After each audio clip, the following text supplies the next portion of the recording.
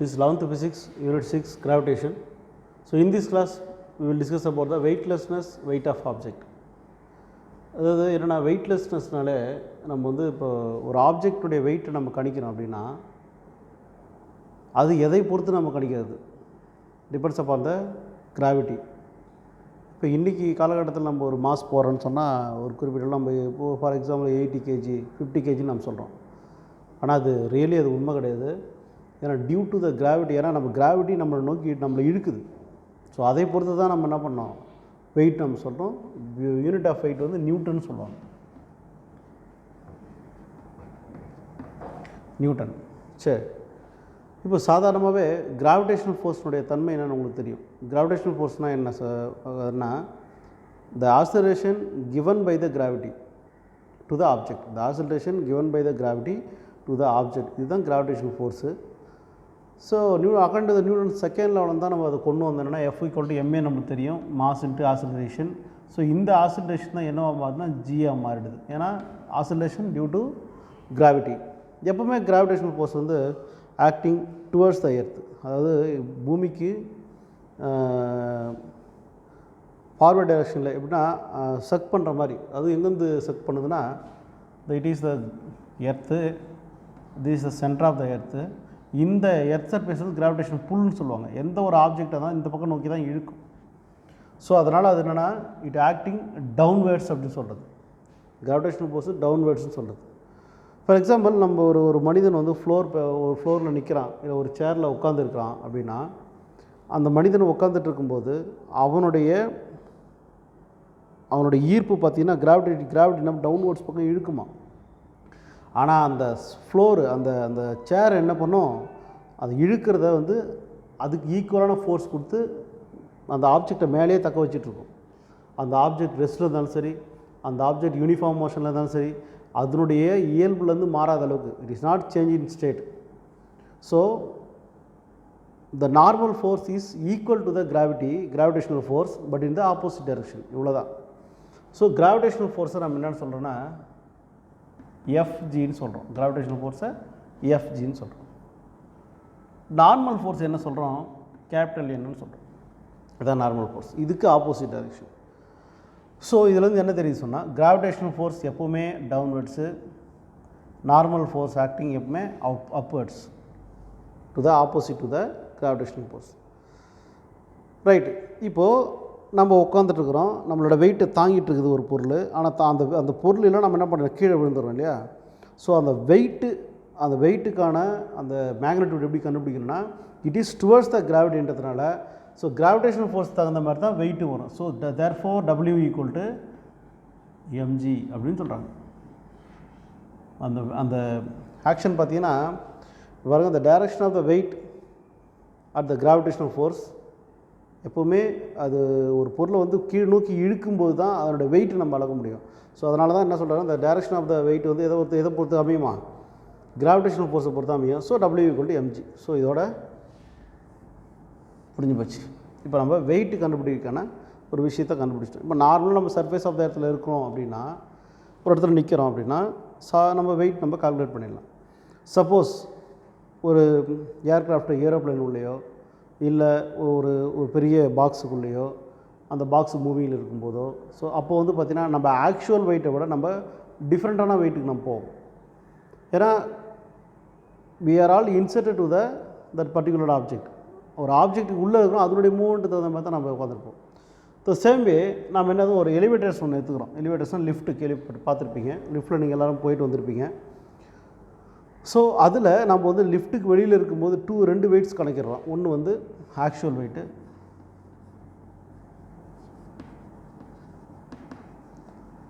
Another ஒன்று அப்பியரண்ட் wait. 2 wait நம்ம கணக்கிடுறோம். Right. இப்போது ஃபஸ்ட்டு என்னென்னா ஒரு எலிவேட்டரில் இன்னும் வந்து அது ஸ்டார்ட் ஆகலை, மூவ் ஆகிறதுக்கு ஸ்டார்ட் ஆகலை. நம்ம என்ன பண்ணுறோம், அந்த எலிவேட்டரில் உள்ளே போயிட்டு நிற்கிறோம். அவ்வளோதான், நிற்கிறோம். எந்த வித மூமெண்ட் இல்லை, அது தரையாக அப்படியே நிற்கிது. அப்படின்னும் போது the acceleration is 0. There is no velocity, acceleration கிடையாது. அப்படி இருக்கும்போது ஒரு மனிதன் அந்த எலிவேட்டருக்குள்ளே இருக்கிறான் அப்படின்னா அதில்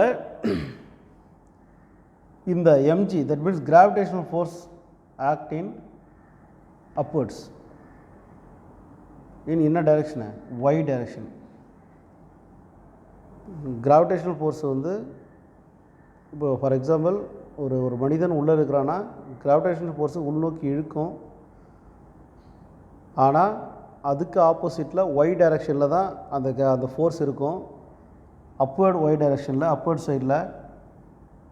அப்போ அவனுடைய நம்ம depends upon the gravitational force equation, gravitational force equal to MG தான். ஆனால் பாருங்கள் இந்த டைரெக்ஷனில் அதனுடைய ஆக்டிங் இருக்குது. இப்போ இது என்னென்னா ஒய் ஆக்சிஸ் இது. ஸோ இந்த Y direction depends upon the coordinate is the J vector. So அதனால் நம்ம எம்ஜி ஜேன்னு போடுவோம். இதுதான் ஃபஸ்ட் ஈக்குவேஷன். ரெண்டு condition, gravitational force action upwards in the Y direction. அந்த மனிதனுக்கு கிராவிடேஷனல் ஃபோர்ஸ் ஆக்ட் ஆகுது, அவன் மேலே நிற்கிறான். அப்போது கீழேருந்து மேல் நோக்கி அது ஆக்ட் ஆகுது. அடுத்தது அந்த ஃப்ளோர் அந்த இருக்கு இல்லையா, அந்த லிஃப்ட்டுக்குள்ளே அந்த ஃப்ளோர் என்ன பண்ணுதுன்னா நார்மல் ஃபோர்ஸ் ஆக்ட் ஆகுது பை த ஃப்ளோர். ஏன்னா அதுதான் தாங்கி பிடிச்சிட்டு இருக்குது இல்லையா. ஸோ அதனால் அது it is also in the Y direction, N equal to normal force equal to N J cap. So இது வந்து மேலே ஏறுறது, நல்லா கவனிக்கணும், மேலே ஏறுறது தாங்கி பிடிச்சிட்டு இருக்குது. அது வந்து பாசிட்டிவ் ஒய் டைரெக்ஷன். கீழே கிராவிட்டி வந்து கீழே இருக்கிறதுனால negative direction, negative Y direction. அதனால தான் அங்கே மைனஸ். இது ஞாபகம் வச்சுக்கணும். ஸோ இந்த ரெண்டு ஈக்குவேஷன் வச்சு நம்ம சில கேசஸ் பார்க்க போகிறோம், சில கண்டிஷன்ஸ் பார்க்க போகிறோம். ஸோ இந்த கண்டிஷன்ஸுக்கு வந்து எல்லாமே மூலதனம் பார்த்திங்கன்னா செகண்டில் தான், நியூட்டன் செகண்டில். That is F equal to MA. இதை வச்சு தான் நம்ம பார்ப்போம். இதில் ஒன்றும் இல்லை. இப்போ வந்து ஆக்சுவலி வந்து ஒரு வெயிட் உள்ள ஒரு ஆப்ஜெக்டை இன்னொரு ஆப்ஜெக்டுக்குள்ளே போகும்போது அதனுடைய வெயிட்லெஸ்னஸ் எப்படி இருக்குது, அது எந்த மாதிரி கண்டிஷன் இருக்குதுன்னு தான் பார்க்குறோம். ஸோ ஃபஸ்ட்டு கேஸுக்கு வாங்க. இப்போ லிஃப்ட்டு வந்து அப்படியே ரெஸ்ட்டில் இருக்குது, நகரவே இல்லை. இந்த இங்கே நிற்கிறோன்னா அதுக்கு அடுத்த ஸ்டேபிள் தான் நம்ம ஏறி நிற்க போகிறோம், லிஃப்ட்டு மேலே ஏறி நிற்க போகிறோம். அதில் லிஃப்ட்டுக்குள்ளே எந்த வித மோஷனும் கிடையாது. ஸோ லிஃப்ட்டு ரெஸ்ட்டில் இருக்குது. அப்போ நியூட்டன்ஸில் அப்ளை பண்ணுறோம். அப்ளை பண்ணது இப்போ நெட் ஃபோர்ஸ்னு ஒன்று இருக்குது பாருங்கள். நெட் ஃபோர்ஸ் என்னென்ன force? Normal force plus gravitational force. இதான் என்னது? Net force. அப்போது எஃப் நெட் ஃபோர்ஸ் இருக்குது ஈக்குவல் டு, அப்போ இது ஒரு ஃபோர்ஸ், இது ஒரு ஃபோர்ஸ் தான் சார். இது ஆக்சுவலாக இருக்கக்கூடிய நியூட்டன்ஸ் லாவை பொறுத்து நம்ம கொடுக்கக்கூடிய ஃபோர்ஸ். இது ஆப்ஜெக்ட். இப்போ object means the man, normal force for the man, gravitational force for the man. இது மொத்தம் ரெண்டு ஃபோர்ஸ் சேர்ந்தது தான் net force. It acts in the opposite direction. Okay, இப்போது இங்கே ரெஸ்ட்டில் இருக்குதுன்னு சொன்ன உடனே இதுதான் வந்து லிஃப்ட்டுன்னு வச்சுங்களேன். மனிதன் இங்கே இருக்கிற மனிதன் இதுக்குள்ளே போயிட்டு இதுக்குள்ளே நிற்கிறான். ஆனால் இது மேலே மூவ் ஆகலை, கீழே மூவ் ஆகலை. So there is no moment. இந்த மூமெண்ட் இல்லாமல் இருக்கும்பொழுது so oscillation is zero. There is no uniform velocity. Oscillation நீங்கள் வெலாசிட்டி இங்கே நகரவே இல்லை. அப்படி இருக்கும்போது ஆசிலேஷன் ஜீரோனா அப்போ நியூட்டன்ஸ் லா பொறுத்து எஃப் தான் அந்த ஃபோர்ஸ் என்ன ஆகிடும்? டோட்டலி ஜீரோ ஆகிடும். இப்போ ரெண்டு ஃபோர்ஸ் நம்ம ஈக்குவல் பண்ணுறோம். இதனுடைய வேல்யூ நம்மளுக்கு தெரியும், கிராவிட்டியோட வேல்யூ. இந்த வேல்யூ அப்ளை பண்ண உடனே இங்கே நீங்கள் என்ன பண்ணி ஜேவை காமனாக வெளியிடுங்க. எடுத்தால் என்ன வரும்? J into minus MG plus N equal to zero. இந்த ஜே இங்கே பொசிஷன் என்ன ஆகிடும்? ஜீரோ ஆகிடும். ரிமைனிங் பார்ட் என்ன இருக்குது? Minus MG plus N equal to zero. இந்த மைனஸ் எம்ஜி இங்கே போயிடுச்சுன்னா plus MG. So N equal to MG. So normal force equal to gravitational force. Normal force equal to gravitational force. So the apparent வெயிட்னா ஒரு ஆப்ஜெக்டுக்குள்ளே போனதுக்கப்புறம் apparent weight is equal to the actual wait.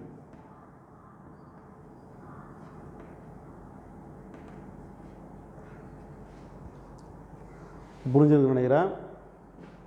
எந்த வித மூமெண்ட்டும் இல்லை. there is no movement and also the lift it at rest. When we enter into the lift there is no motion, means there is no acceleration. So due to this concept, the Newton, according to the Newton's second law, acceleration is zero, so that force is also zero. The net force of that man or that object is equal to Newton's according to the Newton செகண்டில் F equal to இந்த ஃபோர்ஸுக்கு இந்த force நம்ம equal பண்ணுறோம். Okay, முடிஞ்சிருச்சு. இப்போ next இந்த condition over. அடுத்த condition என்னென்னா, இங்கேயும் ஆசிலேஷன் கிடையாது, ஆனால் யூனிஃபார்ம் மோஷன் நடக்குது. ஒரு அந்த லிஃப்ட் வந்து யூனிஃபார்மாக எங்கேயும் நிற்காத, ஆசிலேஷன் ஆகாத யூனிஃபார்ம் மோஷனாக இருக்குது. ஒரு சின்ன கற்பனை அப்படின்னா நல்லா சிந்திச்சு பாருங்கள். யூனிஃபார்ம் மோஷன் தான் it is the constant velocity. Constant வெலாசிட்டியாக இருந்தால் அங்கேயும் oscillation equal to 0. Same method தான் வரும் பாருங்கள். Minus mgj j cap plus nj cap equal to 0. இதே தான் வரும். அப்போ என்ன ஆகும்? jj வெளியேடுச்சு, காமனாக வெளியே எடுத்து நம்ம 0 வைக்கிறோம். So n equal to mg.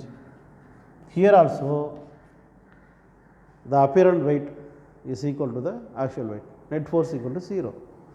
So இது ரெண்டு கண்டிஷனுமே, ஒன்று ரெஸ்ட்லேயே இருக்கிறது, இன்னொன்று யூனிஃபார்ம் மோஷனில் இருக்கிறது. இப்போது 1 மார்க்கில் கேட்பாங்க, when the elevator at rest, what is the condition for the apparent weight, actual weight? So ரெண்டுமே ஈக்குவல் அப்படின்னு சொல்லணும். ஸோ இந்த கண்டிஷனை இப்போ அடுத்தது தான் முக்கியமாக. இப்போ ஆசலரேஷன் நடக்க போகுது.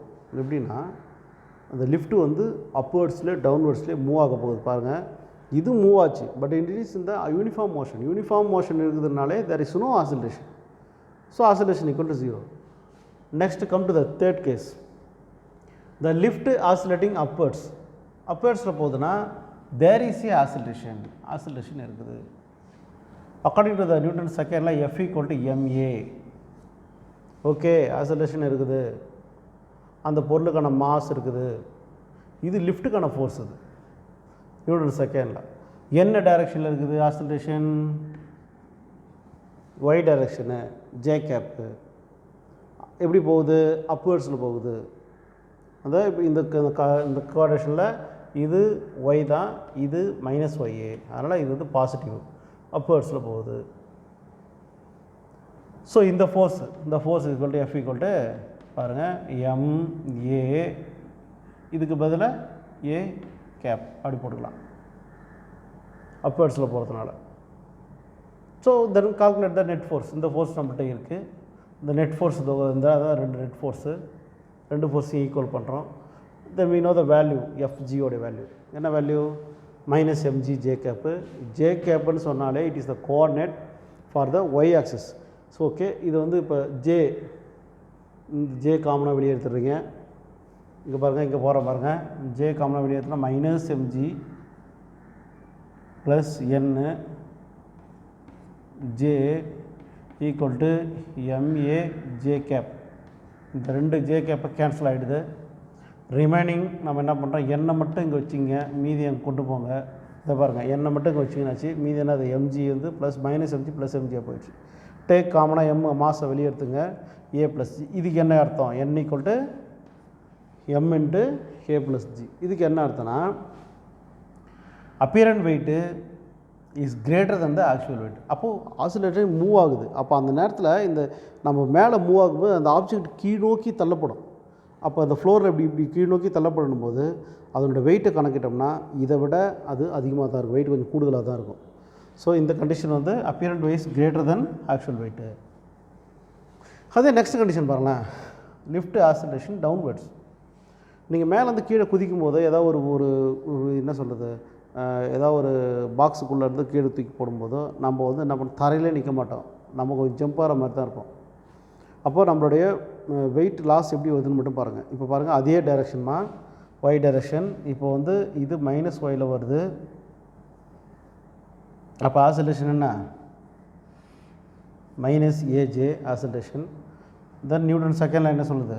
F equal to m a. இது எப்படி எழுதலாங்க? F equal to minus m a கேப்னு கூட எழுதிடலாம். ஏன்னா இந்த ஏவுக்கு பதிலாக மைனஸ் ஏஜே எடுத்துப்போம். ரைட். இப்போ net force equalise the net force. ரெண்டு நெட் ஃபோர்ஸ் நம்ம ஈக்குவல் பண்ணுறோம். பாருங்கள், இதுவும் மைனஸு, இதுவும் மைனஸ். இப்போ இதை அந்த பக்கம் கொண்டு போகிறோம். இது எப்படி கொண்டு போகிறோம் பாருங்கள். இப்போ இதில் ஜேவை காமனாக வெளியிடுங்க. J into minus MG plus N equal to minus m a j cap. இந்த ஜே கேப்பும் கேன்சலு முடிஞ்சு போச்சு, ஒரு டைம் முடிஞ்சு போச்சு. இப்போ இந்த எம்ஜி எல்லாம் கொண்டு போ என் ஈக்குவல் டு இது ப்ளஸ் எம்ஜி மைனஸ் எம்ஏ முடிஞ்சு போச்சு. இதுதான் அங்கே கொடுத்துருப்பேன். ஓகே, இப்போ இதில் எம்மை காமனாக வெளியேற்றிட்டீங்க. வெளியேற்றிட்டோம்னா g minus a. This is the final equation for the downward oscillation. So இப்போ டவுன்வர்ட் ஆசிலேஷனுக்கு இங்கே என்ன கண்டிஷன் பாருங்கள், apparent weight is less then the actual weight. நம்ம ஒரு பொருள் கீழே இறங்கும்போது அந்த லிஃப்ட்டுக்குள்ளே ஏதோ ஒரு இடத்துல கீழே இறங்கும்போது அதனுடைய வெயிட் வந்து இப்போ ஆக்சுவல் வெயிட்டோட அப்பியரண்ட் வெயிட்டு ரொம்ப கம்மியாக இருக்கும் அப்படின்னு சொல்கிறாங்க. So that is a 4 condition. இது எல்லாம் சேர்ந்து தான் ஒரு 5 மார்க் பெரிய கொஷினு. ஸோ இதை நல்லா படித்து வச்சிங்க. It's very important. Thank you for வாட்சிங் திஸ் வீடியோ.